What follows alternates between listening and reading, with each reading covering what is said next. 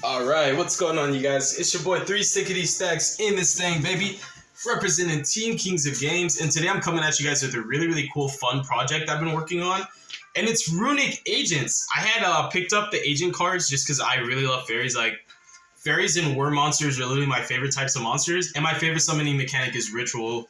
And it's mainly because, like, Herald is part of my roots. It's part of my Yu-Gi-Oh! Origin story and everything, so I've always had this just adamant love for fairy-type monsters. And I just feel like fairies have some of the best cards in the game. They literally have, like, an interaction for every type of action in the game. They can prevent any type of action, literally, like, any form of summoning, like, spells, traps, you name it. Like, fairies have some unfair and broken cards, and they're just very slept on. And I just love that the agents, like Herald, are able to just benefit from so much of the good, you know, fairy toolbox utility-esque cards. And I really like the art type in general. It's a really good classic throwback. It's fun to play. It makes really strong boards. It's consistent. It's reliable. It has decent follow-up. Not the best, but it's definitely above average economically. And it plays through a fair bit of interruption. It's prone to, you know, utilizing its graveyard as another resource, so it's definitely susceptible to Shizu cards. It's susceptible to Bystials.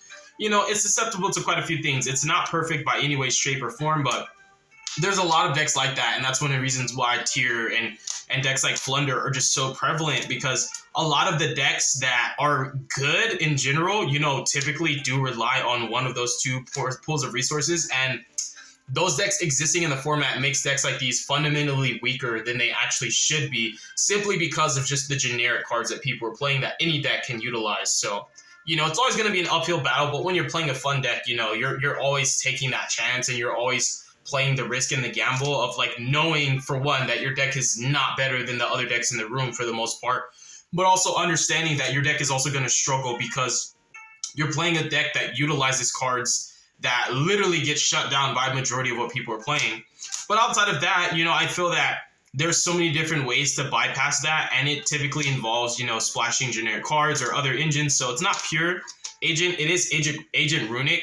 I really like the synergistic properties between the two.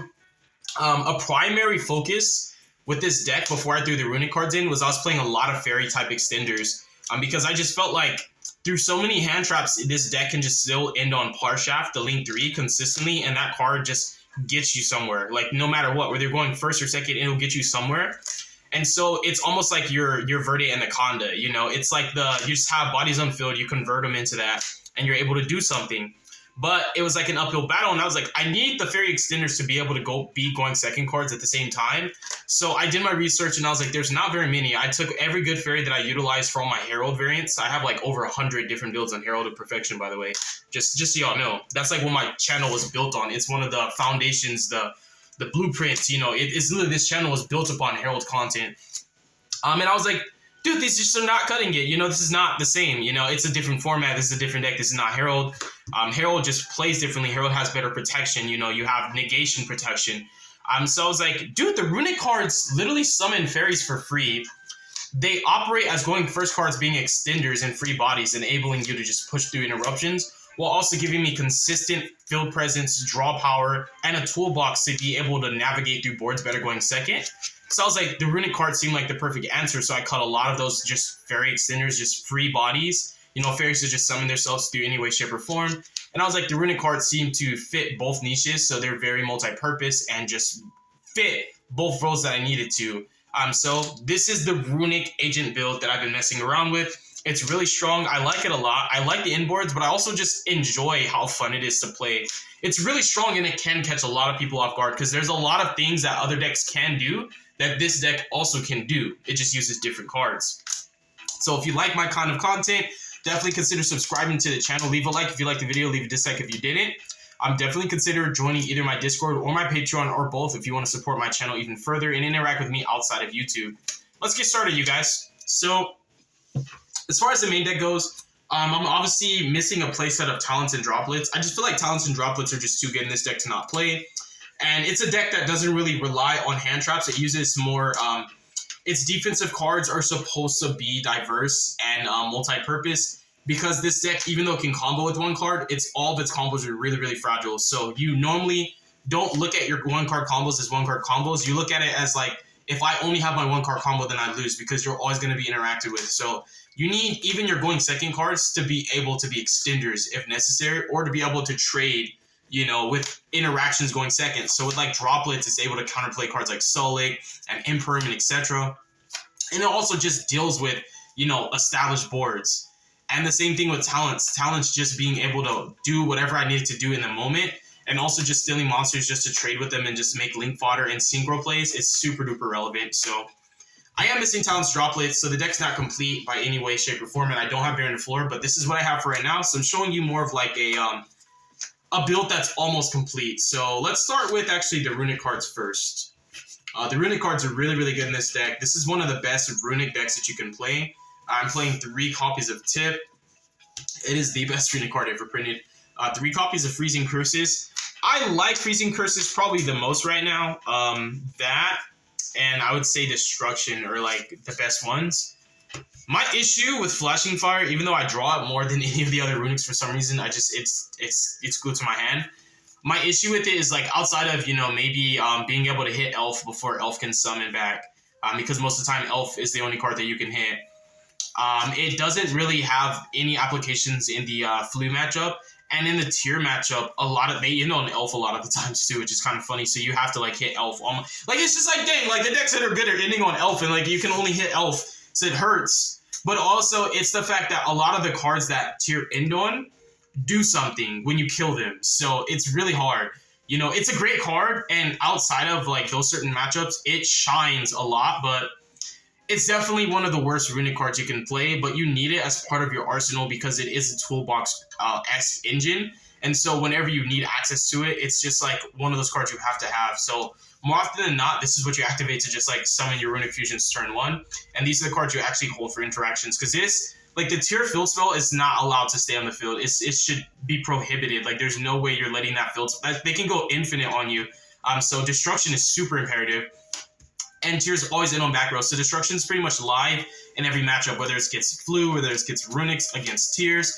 You know, Destruction is arguably like the best Runic spell right now. Not like it's ironic because it's spell trap removal, but and also just being able to banish, because like Tiers do have the shufflers, but they mill more cards and they're able to shuffle back. So inherently, like you're just killing their engine because you're it's like Adamantimators, but like when you decked in, you're consistently hitting the actual mills, like the actual Tier names, and it just makes their engine worse and worse and worse. And even if you can't completely kill them turn 1, and you're like able to break their board and make your own, but they're still alive because obviously you lose your battle phase most of the time.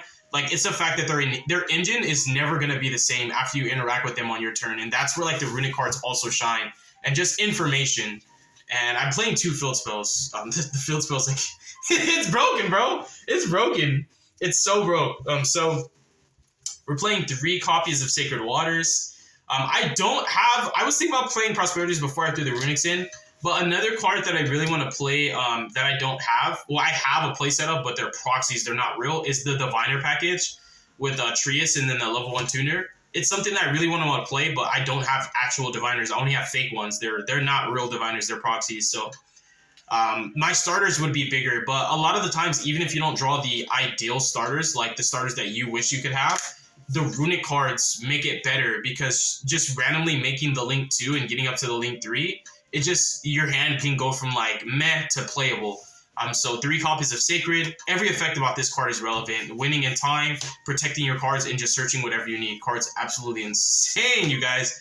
And then I got the OG Earths. I have 1 reprint, but I have the OG Earths, and I have my OG Venuses and my OG Shine Balls. Because remember, I'm a Herald player. I used to play Venus Shine Ball in my Herald of Perfection Extra Link variant. That was back in like 2017.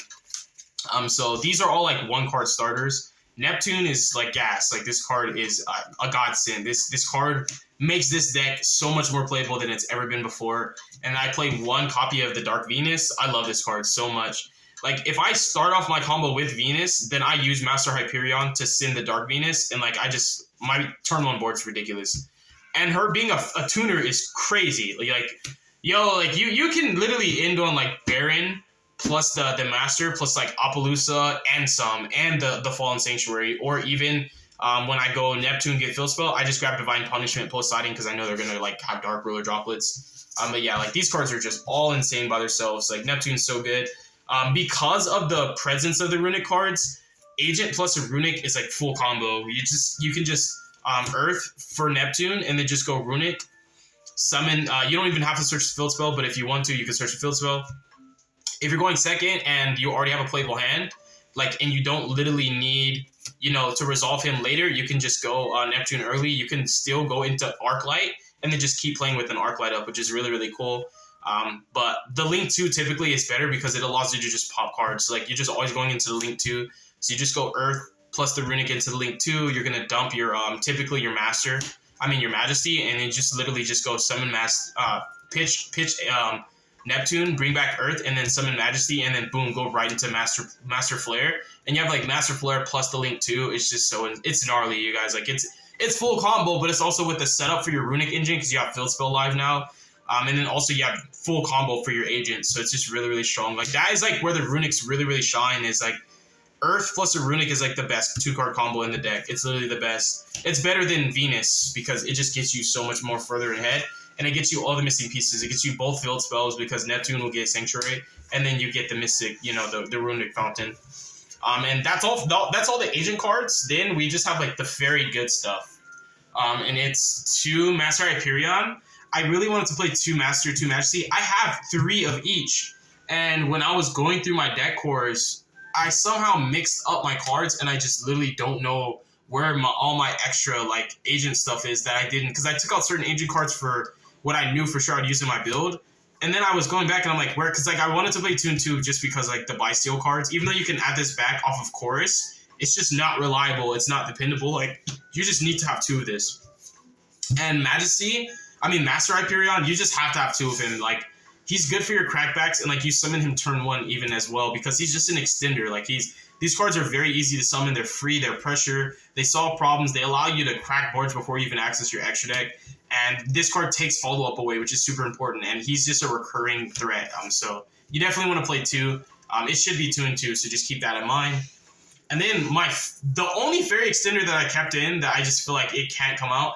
I don't know why this card's not talked about. This is my favorite fairy extender right now. I played 3 of this in my Herald of Perfection deck. And I don't know where I think one of them was like a higher rarity. I forgot what rarity it was, but I had 3 of this, and I lost my 3rd one of this as well. The Protecting Spirit Laogaev is just ridiculous. Card is so good. So, like, even though Fenrir is just definitively a better card, easier to use, more splashable, this card is like Fenrir before Fenrir came out. It's insane. It's an extender. It's a free body. It allows you to banish any face-up card, and all you have to do is just change one of your fairies to defense. And then when it just protects your cards as well when it goes. Like, it's crazy. Like, this card is... If you're playing fairies and you're able to play this card, even in my Trickstar build, I played 3 of this. It's pressure. This card's better than hand traps. Like, it literally banishes any face-up card. Like, it's the poor man's Fenrir. This card is ridiculous. It's so good. It's so powerful. Its level is super relevant. Like, this card being a level 7, this card's everything, you guys. It's great. It's great. Christia. It's so easy to search this turn 1. But if I end on Christia, like for my Christia combos, I always end on Divine Punishment. Because like the only cards that can really interact with Christia are cards like Droplets, Dark Ruler, and the Tearlament Field Spell. And outside of that, like Kashtira's activating Birth and then normal summoning their Cash. And then like trying to attack her and like banish her, you just punishment them. But Punishment just covers even more ground. It's just less follow-up because Lost Sanctuary is like actual follow-up. Or like Divine Punishment is not, but it's a more secure inboard where you just don't really have to worry about follow-up when you have enough pressure to go for game next turn and you know that you're going to get another turn. The Orange Light, the worst cards in the deck, 3 Shine Balls. They're the worst and also like the prettiest, I got the OGs, baby. I got the OG Shine Balls. And then we have 1 copy of Chorus. This card is a godsend. Like, I set this off of the Sanctuary almost every single time. You need 1 OG Sanctuary of the Sky. I don't care what anybody says to you. You have to play it in your build. Turn 1 combos are not the same without it. You have to be able to activate it for certain interactions and applications. It's super vital. You just have to play it. It sucks to draw. I hate the card, but it's a necessary evil. And then for the traps, I'm just playing 2 Fallen and then 1 copy of Divine. I was debating on 3 Fallen, but it really did hurt my hands a lot. And I knew I just wanted more than 1, so I decided to cut the 3rd Fallen for this, and I main decked this. because your Christia board turn 1 is like the strongest board you can make. It's the most unbreakable, and like literally the only way they're gonna clear it is like if they get some way to mill in a Shizu Shuffler and then they have the field spell. So like as long as you can keep the field spell off the field, they're just not gonna be able to out Christia. All they're gonna do is just set Solic pass, and you're just gonna negate the Solic, so it doesn't really matter. And that's the main deck. I don't have Baron, so I play 2 Master. You can definitely play 2. I just feel like the extra deck is really, really tight, or at least mine, because of the card choices I made. So, like, 1 is fine. It's easy to get it back. You know, it's actually recyclable, which is super relevant. I think what comes up more than the second Majesty on Master Flare is actually the second Parshat. This card is... Whoo, bro, if Benton was like a card that you never had to draw a search, this is like Benton that's always in your hand. Because your extra deck pretty much is just like another consistency factor. You never have to draw. You know, this is Benton that you never have to draw, but it does even more. It has more utility than Benton. So this is like my favorite card in the entire deck. It does everything. Like it is the entire archetype whenever you need it to be. And it's an extender on top of all of that. It's just really, really crazy. Savage, you can actually summon Savage turn 1 because of how I structure my plays. And the Runic's giving me access to level 3s, level 2s, and level 4s, diversifying my synchro plays. Really, really nice. Dragster. Pluto, I actually can end on him turn 1. Pluto is just another crazy interaction against certain matchups. If you can't end on Christia, because sometimes like comboing through hand traps, you end up having to use more gas. So like now you just don't have as many fairies. I mean, now you have to put even more fairies, and you can't, you know, manipulate your graveyard properly. So like now you just have to end like an Ooga Booga board. It just looks like what Pendulums would end on. Like your end board would only have like 4 or 5 negates. And I just can't play this deck without Arclight. It's just too nice. It's too nice. It's too nice. Protector is bomb, you guys. This card's crazy. This card plays through so much. It's so good. I really love this card. Like this is something I've debated on, but like it's so recyclable. It's easy to bring back. Like this card just, it's so clutch. It's the stones. It's one of the best Link 2s ever printed, and just popping cards for what? Just like for nothing. And then Marath Lights. You know, it's super important to have this as part of your inboard. And then 2 copies of Hugin. Don't forget, like, the Runicks can actually protect your board. You know, if you don't end on, like, a Link in your EMZ. Because that's another cute thing is, like, that, especially going second, Moon can tribute the Link from your EMZ. So that way you can end with a way to protect your cards from destruction with Hugin. Because, like, people don't really use that effect anymore. Like, I see Runicks played, and people just, like, are not protecting their cards anymore. Like, on just Chain Runic Resolution, your cards, your stuffs are protected. 1 copy of this is like mainly to be a level 3. It is a win condition in time, but it's mainly a level 3. And then I don't always add the field spell back. I just need a level 4. And like the Runicks just give you that diversity to just get you whatever you need as far as your synchros go. And then obviously Appaloosa, she to go. She's a baddie, and she's a fairy too, you know. So thank you guys so much for watching this video. God bless you. Make good choices. Don't hurt your brain cells. Stay tuned for future content. Is this the best deck in the world? No, but it is so fun. It is one of the funnest decks you will ever play. You'll have so much fun playing this deck that it'll make you want to make it work. Because, like, my biggest deal is, like, always having a good time. This is a game, and if it's not fun, if it feels like a job and it doesn't feel like a hobby or, like, just something that I do on my downtime to just enjoy myself, then I really don't want to play. Like, you know, I'm a sweat, but I'm a different kind of sweat. I like winning. You know, I'm a competitive player, and I'm good. I'm skilled. But I just like making what I want to play work instead of just playing what I know already works. You know, not like saying, oh, don't be a sheep, don't be a meta player. Like, I don't really care about that, bro. I just feel like freedom of choice, play whatever the deck you freaking want. If you like tier, play tier. Nobody, like, don't listen to people. Who cares? But, like, for me, it has to be fun. And this deck is so fun that it makes me want to do the best that I can to make it as competitive as possible, because this is a deck that I would literally be like, bro, I would take this to an event just because it's so fun. It's one of the funnest decks I've ever played. Its artwork is amazing. It's a beautiful deck. It's glorious. And it's just asserting dominance because we're playing fairies. So God bless y'all. Make good choices. Don't do drugs. Don't hurt your brain cells. Y'all have a beautiful evening, all right? Peace.